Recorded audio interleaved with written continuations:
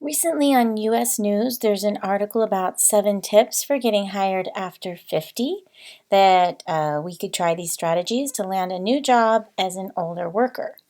I personally understand this as I received my degrees and my work experience a long time ago and then raised my children. I'm returning to work, renewing myself, updating my education, learning more advanced technology, and so I thought that this article was interesting.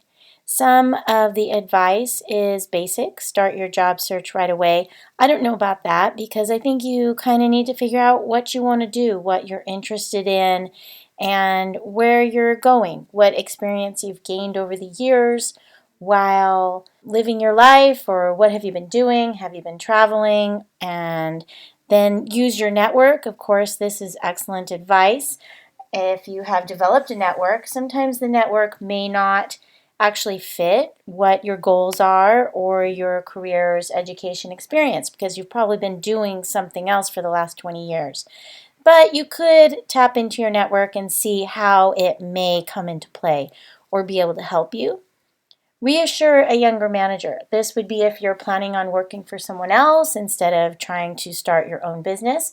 But if you are going to work for someone else, you could reassure the younger manager that you are definitely the right person, still willing to learn and improve, and that you're not trying to take over their job um, right away, at least, maybe as they get promoted as well. Don't mention your age or the interviewer's age. I think this should be a standard. It's just not something that should be done at an interview regardless of someone's age. There can be different ways for people to find out how old you are or how long ago you graduated college. I even experienced this when I first graduated college and was getting one of my first jobs. There were a lot of questions that were a little bit seeking for information they otherwise shouldn't ask for, such as marital status or whether or not you have children. And this is just not really the best thing for them to do. So there's ways around this. This is definitely something when you're researching how to interview. Optimize your resume. I see how it's saying don't make your resume a history lesson. You want to highlight your most recent achievements and new talents you're acquiring and have acquired, different experiences you've had over the years. But it is still good, I think, to put your education on there. And you could put certain outstanding achievements or employments that you've had, jobs that you've had, and just maybe not include the dates. Maybe you could include some of the accomplishments that you had and achieved at those positions. Explain why you're not overqualified. Well, I imagine if someone has been out of work for around 20 years and they're going into a certain area, they may not be overqualified.